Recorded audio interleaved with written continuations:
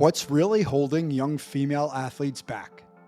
Welcome to the Freshman Foundation podcast, where we help young athletes become confident problem solvers in sport and life. My guest on this episode, Erica Mulholland, is a performance coach who works specifically with young female athletes, and she's someone I trust deeply. This conversation was personal. I reached out to Erica not just as a fellow coach, but as a dad. My 14-year-old daughter has dreams of playing college soccer, but how can I help her train smarter, fuel better, and grow more confident without pushing too hard? That's exactly what this episode is about. So grab your headphones, take a deep breath, and get ready to unlock another level. Let's build your foundation with Erica Mulholland. Hey everyone, it's Mike Huber. Thank you for listening to the Freshman Foundation podcast. Before we start, I want to share more valuable content with you. Please subscribe to my newsletter by visiting michaelvhuber.com/newsletter. Every week, you'll receive 2 simple emails.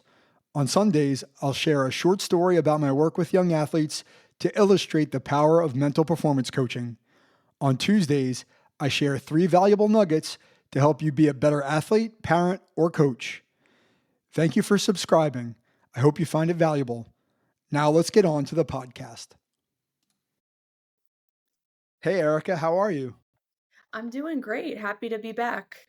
Yeah, my first repeat guest. And, I reached out for a very specific purpose, which we'll talk about in a bit here. But just for those listening who maybe didn't hear our first episode, I think was back in 2021, just tell people a little bit about yourself.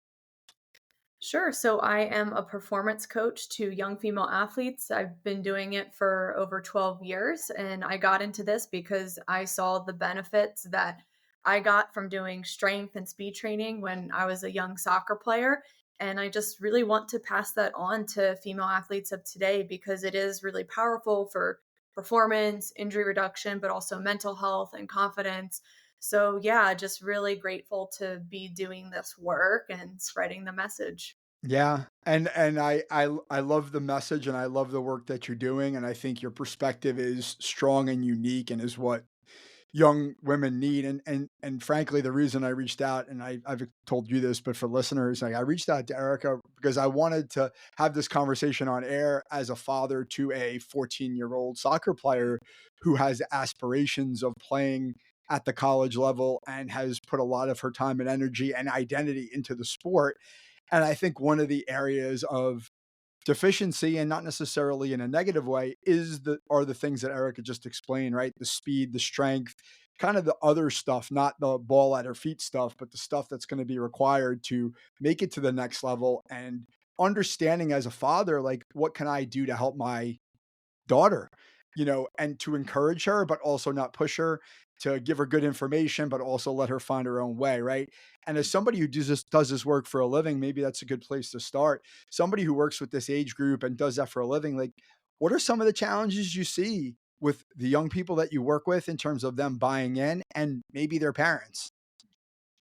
Yeah, I think that's such a great point that we need to bring the parents into this discussion on Mhm. why we do strength training, why girls need to be proactive with their nutrition, making sure they're getting enough recovery and Mhm. sleep.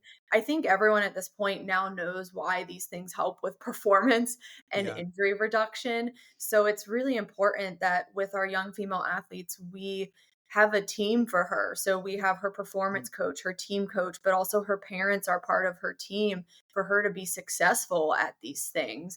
And we can't just put full responsibility on a 13, 14, even 15-year-old girl because she has to really learn the way and be role modeled some of these behaviors, whether it's from her coaches or from her parents in the household. Because once she's exposed to those environments and just being surrounded by this team of people, then that's really going to set her up for success. And I always try to have parents understand the importance of what we're doing, but also some things they can do at home to help her, especially nutritionally, just Mhm. making sure that first and foremost, she's getting enough calories. So that means things like not skipping breakfast or not rushing in the morning and really front ending those things and maybe preparing breakfast the night before, setting the table with the cereal bowl or whatever you do to just save some time in the morning so she can get calories. So there's just some like really easy tips to help parents and Mhm. kind of make it fun with their girl and be like, "Hey, let's get breakfast ready tonight," or let's maybe wake up just 10 minutes earlier. It's Mhm. not going to kill anyone. Wake up 10 minutes earlier and we do this together. And I actually was really inspired by my mom when I was young because she's very over prepared in everything she does. Mhm. So we would cook together, we would pack lunches together. And not only was it good for my soccer performance and making sure I was getting the calories, but it also Mhm. was a really good bonding moment for us to just learn these things together and be a team. And I always look back on that. And I just think it's such a powerful thing to get parents involved because oftentimes, and this is a big challenge, parents will say to me, "Well, my daughter doesn't eat healthy or my daughter doesn't eat enough." And I'm like, "Well, she's a teenager and she does need to be guided in some ways. We can't again put that full onus on her. She has to be shown the way, and then eventually she will gain that autonomy and get into those good habits, and it'll become second nature. Maybe when she's 17, 18 years old, or even in college, and she's learned these skills. So I think again, it really comes back to that team effort. The whole household has to be on board. The coaches have to be on board and we just have to support these girls. Yeah. So I think that that second point, that sort of autonomy motivation piece is a big one, and I wanna get to that because as a parent, it can be really hard sometimes because you wanna push them to do these things, but sometimes they're not ready, right? So I'm gonna park that for a bit, but I like what you said because I experience this in my work, right? So as a mental performance coach, what I am experiencing more of is there are teams of people around young athletes, right? It's not just I go to my school team or I don't just go to club. I've got these other people who are helping. And it's great, right? Because you've got resources. But I think one of the things that's starting to come up for me, particularly, is communication, right? They have a team, but not everybody's communicating. And there's also conflicting information that's being given, right? Someone comes to me and I'm giving my expertise and experience to help them. And someone actually on the other in that circle might be contradicting what I'm saying, and we're not talking to each other. Do you have that experience, or are the teams that you're working on for your athletes, is everybody sort of working together to sort of pull in one direction? Yeah, we're all working together, whether it's me and the kid or me and the parent. And I'll give just an example of a behavior I wanted some of my female athletes to change, especially post workouts. I want them to consume protein within the first 30 minutes after working out so that they can start the recovery and repair process and make that workout useful and start to Right. rebuild those muscles. So instead of telling the girls, "Hey, you need to have more protein after the workout," instead, I brought samples into our gym of chocolate shakes and protein powders that actually taste really good. And I'm just like, after our workouts, I'm like, "Hey, just try this." And they'll Right. try it and they're like, "Oh, wow, that's really good." And then I start to say, "Okay, well, here are the benefits of doing this. Here's why I do it after a workout. Here's why Mhm. Alex Morgan does it after a workout." And then when I go outside and say hello to the parent, I say, "Hey, just letting you know, we provided protein samples in the Mhm. gym today. You might want to try this powder because your daughter thinks it tastes really good. This is a powder that I think is clean and is really a really Mhm. great supplement post workout." And then the parents like, "Wow, yeah, like send me the link for that. I will buy that." So, Right. sell these supplements. I'm not an Right. affiliate. I just give what I think my girls like and they're going to stick with and just putting them in that environment, so putting the protein shake in front of them Mhm. helped with the behavior Sure. change and then telling the parent about it. So that's just like kind of one example how I Yeah. do it. Yeah, so really you're creating the conditions, right, for that behavior change, right? Doesn't guarantee it, but certainly you're moving them in that direction by creating the environment for them to at least engage and experiment, which I think is great. Now, I know you do a lot of virtual coaching, right? Does that change for your virtual coaching clients because they're not physically in a facility? Is it harder to kind of lead them in that direction? So for my virtual clients, I still include the parents in the conversation. So when athletes sign up with me virtually. I have Mhm. both the parent and the athlete sign a contract. Hey, like it's your responsibility to take charge of these workouts and fuel your body. And with that being said, remote training is for a very specific person. Mhm. It's not for everyone. Some athletes are motivated by going in person, and they just need to know that. I'm very clear on my consults. If you are not a self motivated athlete, and you don't like working out on your own or being completely left alone, then this probably isn't for you. So find Mhm. someone in person to get into these good habits, and then maybe you can come back to remote Right. if you choose.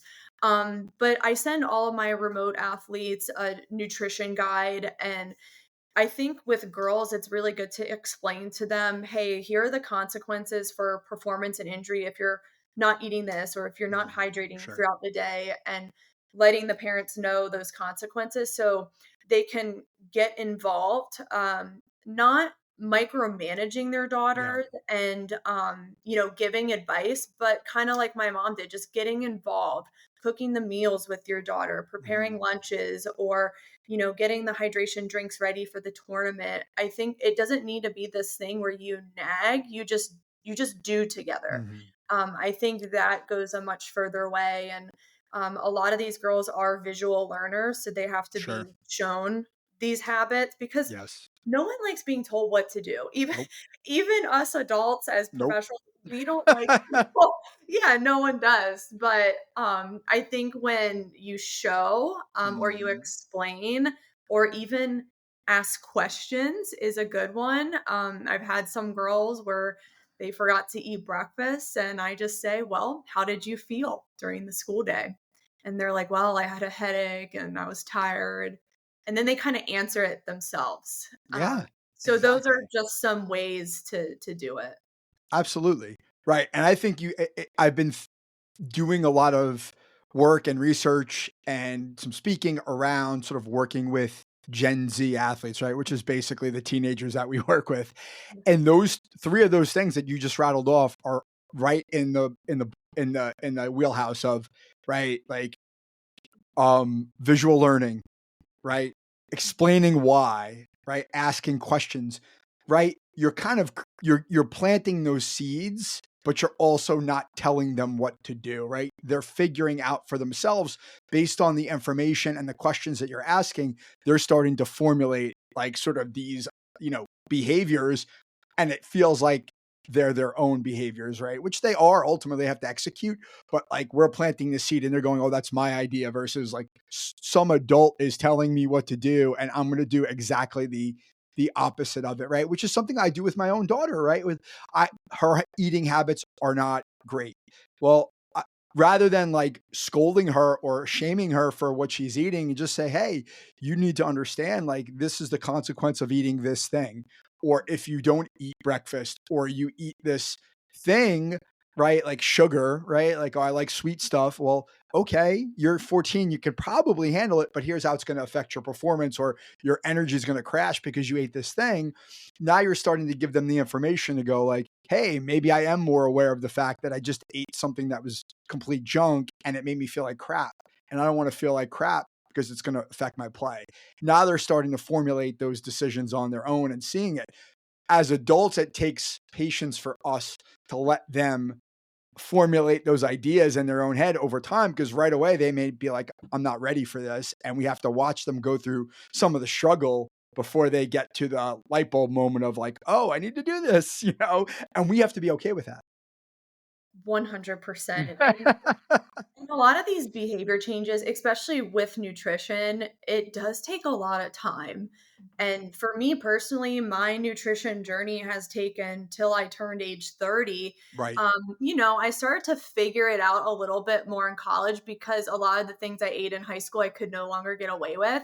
And Mhm. I wanted to get to the next level and I wanted to Mhm. feel good and not fatigued all the time. So that consequence, I kind of had to make those changes on my own. And then when I graduated college and got into my late 20s and 30s, then the hormonal problems came in. And then I was like, Mhm. oh my gosh, I really need to tweak again and eat even better and hydrate more and have more protein and more healthy fats and less Mhm. sugars and stop drinking alcohol. And these are hard decisions and they take Yes. discipline, but I would rather get rid of my symptoms and feeling like crap than just getting that instant gratification from having something that's not going to make me feel good for the long haul. So I think it's just a long process, and Sure. some people have to go through those natural consequences to make a change and, like you Yes. said, have that light bulb moment. But I do think it is worthwhile with these girls when they're young to start planting these seeds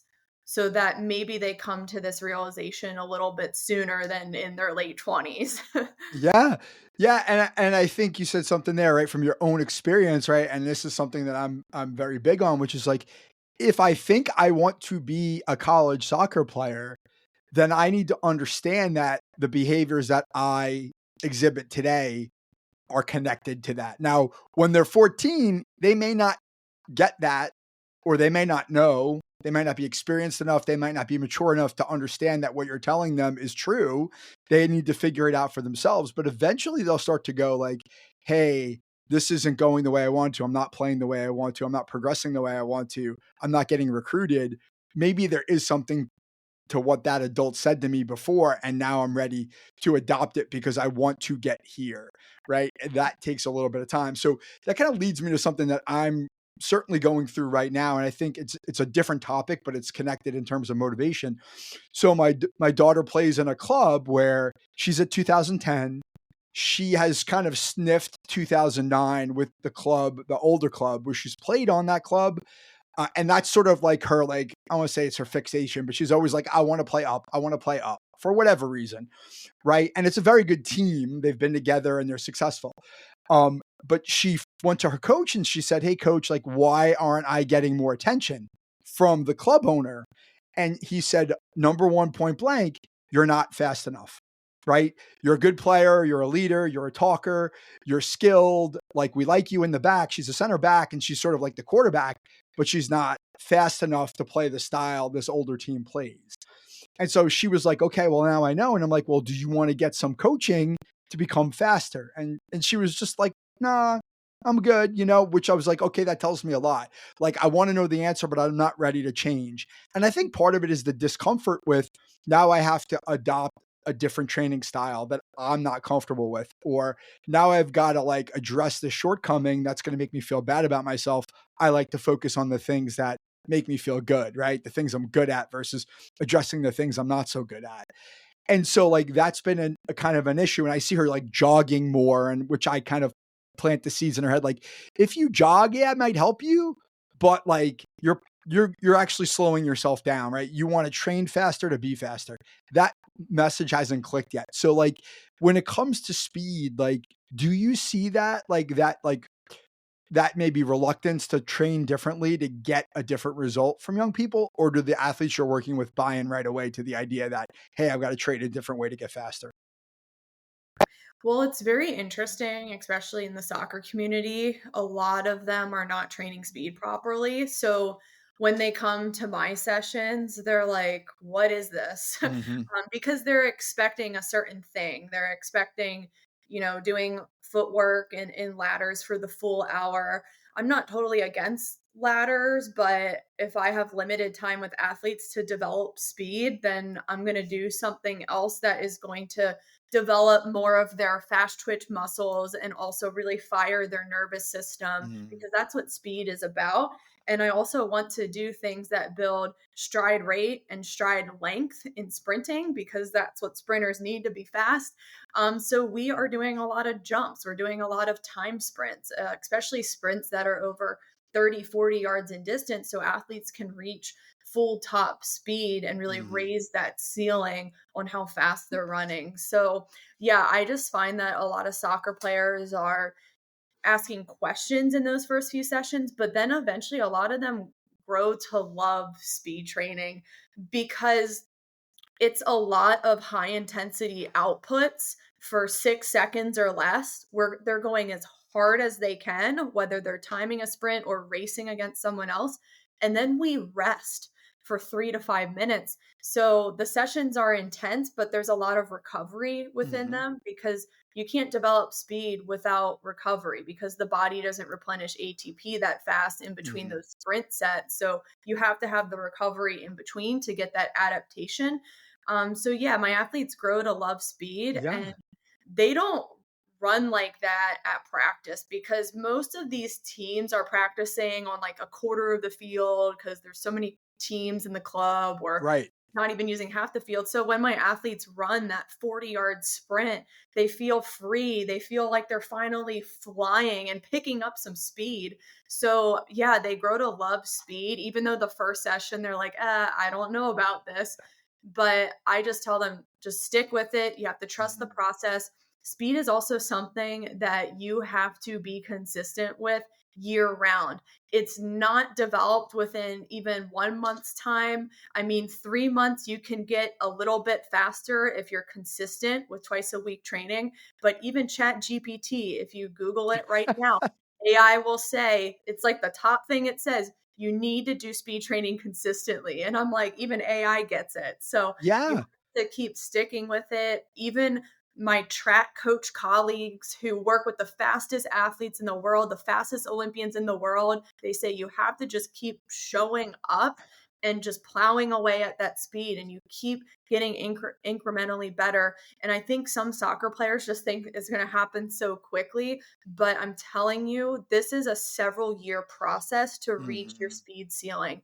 I didn't reach my ceiling probably till I was a senior in college. That's when I think my speed actually peaked because I had all those years under my belt through my growth and development and getting those fast twitch inputs into my body. That's when Uh-huh. I really reached my peak. So, yeah, you just have to stick with it. Yeah, no, I love it because actually it's one of the things, from a professional standpoint that I struggle significantly with on the mental training side. It's the same thing. That consistency is something that is really hard to communicate of like you need to be doing this like maybe not 12 months around, but you need to be working on this consistently every single day for extended periods of time. This is not something you just do for 2 months or 3 months and say, I'm fixed. Because as soon as you go back out and you're not practicing it, you fall back into the old habits of thinking. Same idea, right? Like, and I think what you said is really valuable because it's also about adopting a growth mindset of like, hey, this is not about being fast today. It's about getting faster to when I really need it, which is when I'm playing against better players in 4, 5, 6, 8 years. And I'm always trying to challenge myself to get better. And I think what you said about the nature of the training makes complete sense, right? Like from an attention span standpoint, it actually is like, hey, we're doing these short spurts and then you're getting 5 minutes or 3 minutes off. Like that actually fits your personality as a young person versus, hey, I'm going to go jog for 30 minutes and be bored out of my mind and be thinking about all this different stuff when I could actually just work hard for 6 or 8 seconds and then be done and then rest and talk and whatever, drink my water. And it actually fits their profile. But they've got to, I think a lot of times, or at least I'll just take my daughter, I think there's just a fear about doing something she's not good at.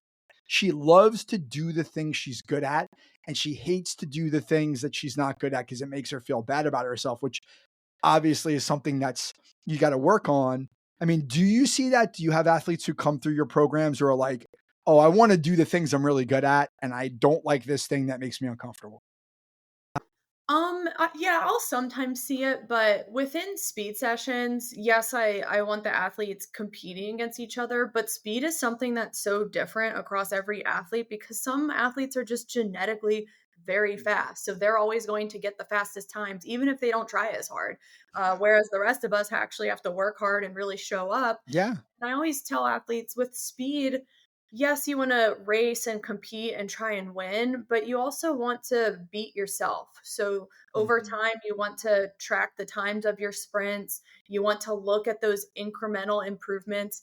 You're not going to PR and get a new like best time every single week. It might come every few weeks initially, or the longer you train, the less those PRs come around because you adapt. So, yeah, you just want to keep your eyes on your own paper and just look at where you started on day one. So, if you're Mhm. timing your 40-yard dash, look at day 1 and then evaluate 3 months later, did I get better? And that can give the athlete confidence that, look, speed can be trained. I can Mhm. always improve the more that I stick with this. But again, it does take some time to transpire to like see those drastic results happen. Yeah. And I think a question that comes up for me, again, as a father who knows enough about soccer to be dangerous, but is not a soccer expert, which is from a speed perspective, are there positional differences and are there style of play differences, right? So for certain clubs, they might play different styles of play. Does that factor in at all or does it not matter? For our young athletes, I don't get that too detail Okay. oriented right away. When we're first starting out, my goal is to get them to be fast twitch and to get them exposed to those longer Mhm. sprints because Yeah. they're not getting enough of those within practice. Their hamstrings are not getting those inputs enough in practice. But once they've like trained for a while or they've done a full off-season program, Mhm. then as we get closer to preseason, we do more of those specific speed drills Mhm. and we just make them more reactive in nature. Sometimes we'll do curve sprints like in the game. We'll do a lot of like mirror drills and just reacting to different cues and visuals Okay. so that it translates. But usually the first phase of speed training is just that general phase, running in a straight line as fast as possible and timing it and getting that sprint exposure. I think athletes should worry about the details after they master the general The phase, and basics. they've done that for many, many months. Okay, that makes a lot of sense, but I am interested in what you said there about the visuals, right? Because there's also it sounds like there's an element of decision making that's tied Yes. to it, right? Like, and Yeah. I love that. I'm a big believer in that proponent. I try to train some of that in my mental performance coaching athletes, whereas decision making, especially under stress and under when you're fatigued, is really, really critical, right? So being able to sort of play at a high speed rate of speed while you're also still able to sort of make good choices, right? So can you I just want you to talk about that because I'm curious about it. Yes, and this is another overlooked part of speed is that decision making, that tactical component, because oftentimes you'll get the evaluation back from the team coach and in the physical section they're like your daughter's slow.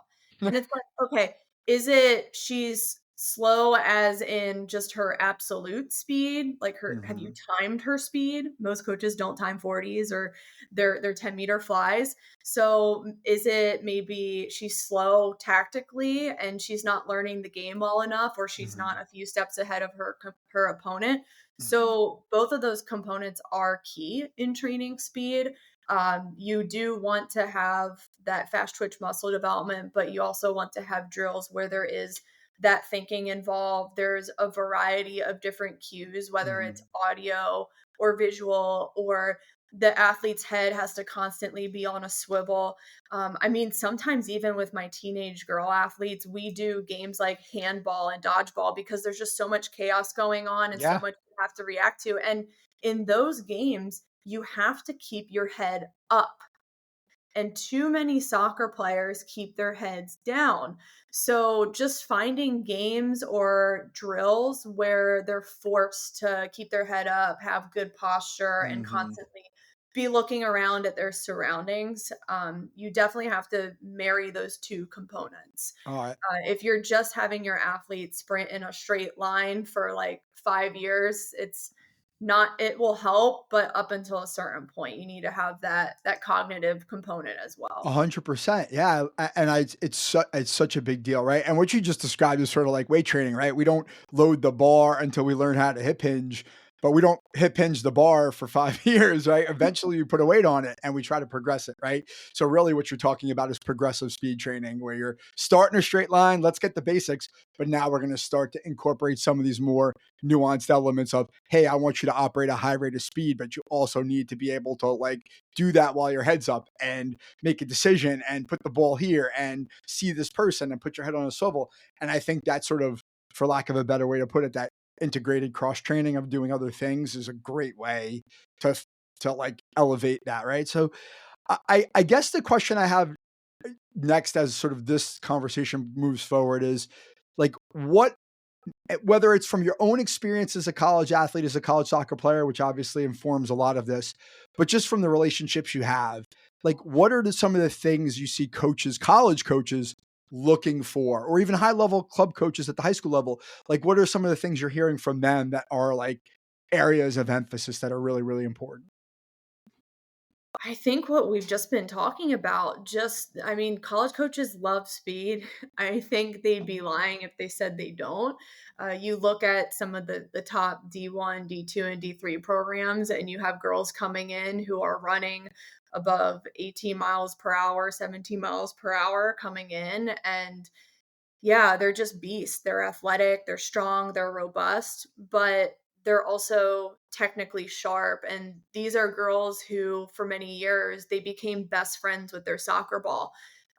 If you want to be technically good and be confident in your first touch and in your passing and your receiving, you need to go out and play wall ball, or you need to get touches on the ball several times a week. And that's something I did when I was growing up. I had a kickback goal in my front yard. I was always out there juggling. And it was just for like 30 minutes a day, nothing crazy, but enough to be best friends with the ball and be comfortable. And college coaches also want you to be tactically sharp. And like we were just saying, being two steps ahead of the play. Even if you might not be the fastest player with absolute speed, I've seen some players who don't have the best timed 40s, but they can think fast and get ahead of that faster player, which is Yeah. very interesting. So just really keeping that in mind, and just making sure you're on a team that has a coach who really teaches the decision making of the game and runs off the ball and the different formations and the creativity of playing the game of Mhm. soccer. I think that's so key, especially in those like middle school, high school years, because not every coach is teaching the game of soccer well. So that's critical of that. Yeah. But I think like what you described there about like you may not be the fastest time on the clock, but if you can anticipate, right? If you see the play before it gets there, you can beat the faster player to the spot, or understanding angles, right? Like I've got to take this angle to beat this person, right? That's how you compensate for some of those sort of physical deficiencies, to kind of go back to what you were saying, right? Like one of the things I talk about with athletes, right, is what you can and cannot control. And part of that is genetics, right? You might be 5'3" and your parents are not athletic, and you're short and you're not muscular, and you're fighting against something you can't do anything about, and the player you're playing against is 5'9", has like, legs like a deer and can run for days. Well, like that's just a fact of life. You can try to compensate for that, but how do I accept that? But how do I also make the choices to try to beat that person by using my strengths, which might be tactical speed and decision making and those kinds of things, right? That's also an element of this, which is kind of what you're describing, which I think is important. That's how we become better athletes. We start to think on our feet. We start to anticipate, which is something that I don't know if you have a view on this, and maybe it's kind of going in the wrong direction. But as a dad, as a former athlete, as a mental performance coach, I feel like anticipation is something that is not coached at all, almost exclusively, right? Like they're not teaching kids how to play to where the ball's going. They're teaching kids to play to the ball.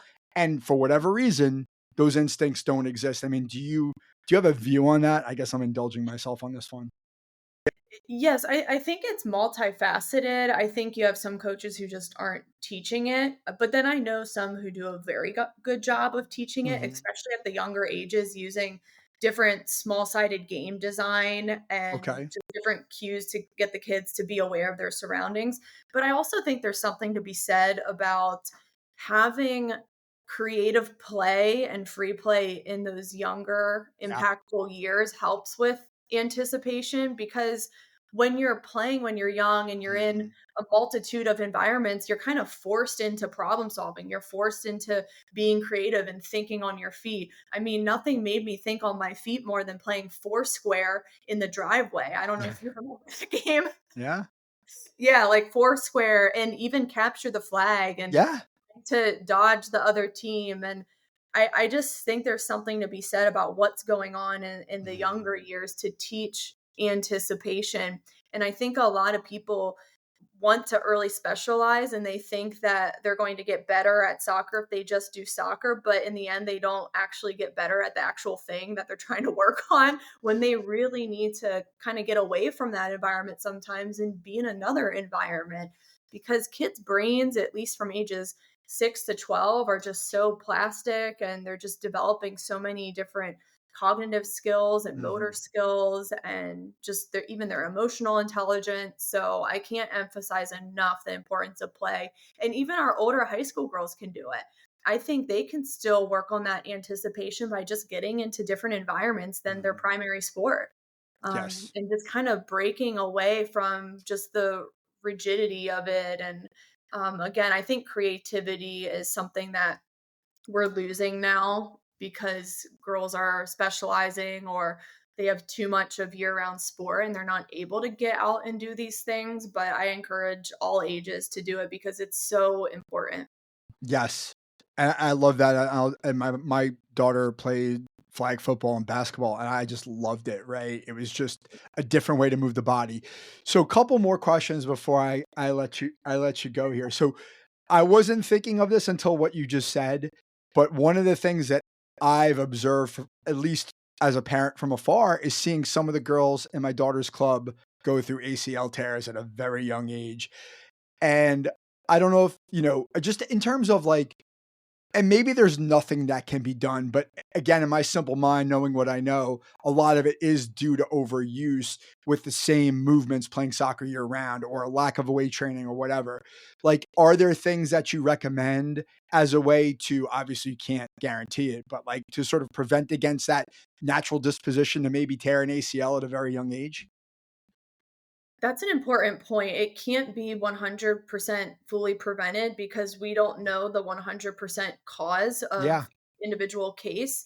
I mean, I had an athlete a few years ago, right before COVID. She got an ACL tear from a contact scenario where she was tackled from behind and the other girl got a red card. So it was like a very Mhm. high velocity tackle, and she did pretty much everything right, based on textbooks. She did her strength training. She did Mhm. plyometrics. There were some load management issues in there, but we don't Mhm. know for sure what caused it. I mean, Right. sometimes you have these freak accidents. So I think for girls to put themselves in the best position possible Mhm. to reduce the risk, they definitely have to strength train and really get those muscles strong that protect the knee. So the quads, hamstrings, glutes, and calves, but also making sure you train your upper body as well, because that helps with your stability and balance. And then making sure that you're working in recovery days throughout the week. Nothing increases injury risk more than when you're in a state of fatigue and not able to handle loads. So you want to have that period of recovery where the muscles can repair and there's less loading on the joints. And making sure you're also doing speed training. So reaching those 40-yard, 50-yard sprints to really get used to those higher velocity movements, and those are really great for hamstring strengthening as well, and we know that strong hamstrings help reduce ACL risk. And then the last one, this is another big rock, is girls need to make sure that their nutrition is dialed in, and I would just start with making sure that they're eating enough and getting enough calories for so that the muscles are building and repairing. During the adolescent years, you want to be building. Like, you want to be building muscle, bone, Mhm. making sure your joints are healthy. So eating enough first and foremost. And usually girls would have to work with a registered dietitian for this to know what their needs are. But you'd be surprised that most cases when I talk with RDs, girls are not eating enough. I don't think I've had one RD tell me that they've worked with a female athlete who was getting her calorie needs. So I totally believe that. yeah, Yeah. and it's unintentional. It's actually Yeah. most of the time Yeah. unintentional. It's not always due to disordered eating. Most of the time, it is unintentional because girls just don't know. They don't know Yeah. how many calories they're expending in skills training and soccer practice and games. So they just need that guidance from someone, Yes. and then they work on it, and it gets better. With the more intentional cases, that is going to take a team of not just a registered dietitian, but Mhm. also maybe some therapy and your physician. So that's a completely Yeah. separate case. But just making sure girls are eating enough to support the growth of the muscles, the recovery and repair of the muscles, and just making sure that they have energy to sustain the full game. And the full day that is school and then soccer practice, then club practice, then Yeah. homework at 9 p.m. at night. So I would say those are my big rocks Yeah. for ACL injury Yeah. reduction. Yeah, and it's ultimately about a lack of awareness, right? It's not willful or it's just either I don't have the information or maybe I have incorrect information or misconceived information. And it's just a matter of getting that info that can allow you to start to make better choices. And to your point, right?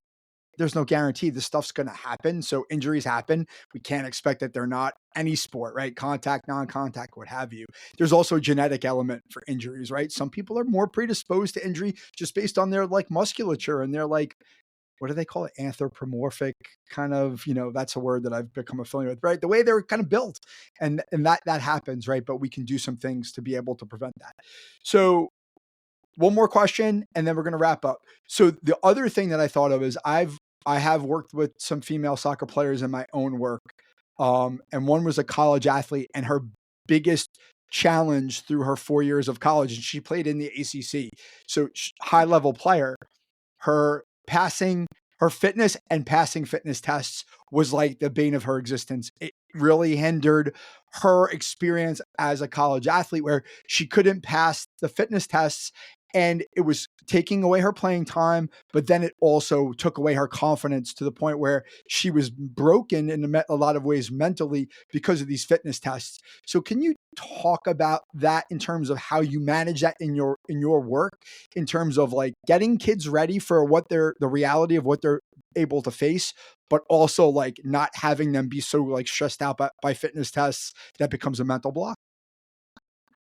Yeah, fitness tests are a tricky one because I know a lot of female athletes get so fixated on passing the test that it takes away from training to be a good soccer player. So, me personally, I approach it in training girls to be good soccer players. So, we're working on qualities like speed and strength and speed endurance. And usually, when we work on those, and we're also ensuring good recovery during those summer months before preseason, most girls do go in fine to fitness tests and feel great. I think one of the biggest mistakes girls make when doing fitness test training is they run the fitness test like 5 days a week, the whole summer, and they freak out about it. And that turns into a situation of overuse and under recovery. So they Yeah. might be going into that preseason fitness test where they're not fresh and they're gassed by that time. So they're not Mhm. able to perform. So if girls can start the summer with, okay, how can I have an off season plan where I am becoming a fast, strong, robust, fast thinking soccer player, conditioned soccer player? And if you do that, most of the time you should be able to pass that test. And if you don't, if you miss it by a little bit, then that's fine because at least you train to play the game and the coach will notice that. The coach wants to win. So if you trained appropriately to be a good soccer player that summer, then you'll see the field. If you focus too much on that fitness test, you really risk overuse and fatigue and not recovering enough. And it's really going to slow you down too, Right. especially because some of these fitness tests are like longer endurance runs. So Uh-huh. yeah, it's a very tricky situation. I get why people do fitness tests. I understand it, but I think, we can change the conversation around that too because Uh-huh. my Johns Hopkins coach, he canceled fitness tests my senior year and it was our best season. Yeah, we went 21-1 and we all came in shape because we were all just fighting for playing time. Like we Mhm. trained during the summer because we wanted to play. So I think coaches fear if they don't give a fitness test, no one's going to train, but we're motivated by playing time here. So, Yeah. I love um, that. I love that. And I think what you just described is like academics, like teaching to the test versus teaching the material and letting the learner then go apply it. You're probably going to get a good outcome, especially if you give them that autonomy, really is what you're describing there. So last question. I always ask this question at my end of my podcast interviews, but I'm going to be very selfish in this one. As a soccer dad, what's the one piece of advice that you would give me, knowing the little bit that you know about my situation now? Like, what's that one thing you'd say about, hey, you got a 14-year-old daughter who wants to play in college? What's that one thing that you need to know as a dad to make it a better experience for her and help her?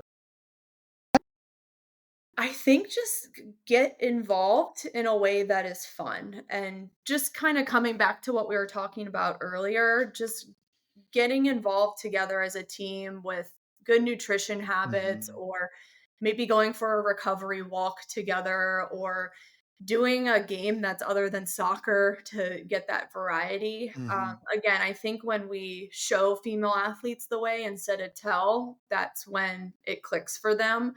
And yeah, I even remember my dad getting involved just enough, not too much, but enough to just help me make a change. And my mom as well. I think both parents can do that, but yeah, just get involved and lead with great example, continue to be positive and supportive. And yeah, that's my advice. It's good advice. It's also a fine line to walk as a parent, but Yeah. absolutely. So, Erica, thank you so much for coming back on. This was extremely helpful for me. Again, I'll be a little bit selfish, but I'm sure it'll be helpful for our listeners, and I'm looking forward to putting it out. Awesome. Thanks for having me. Thank you so much. So, what's your biggest takeaway from my conversation with Erica Mulholland? My biggest takeaway is that young female athletes thrive when parents actively but gently support their journey, especially with nutrition, sleep, and recovery. It's not about micromanaging, it's about modeling habits, doing things with them, and creating an environment that supports growth. I want to thank Erica for joining me on the podcast. Follow Erica on Instagram at FitSoccerQueen. To learn how young athletes become confident problem solvers through mental performance coaching, visit michaelvhuber.com. Thank you for listening. We'll see you back soon for episode 83.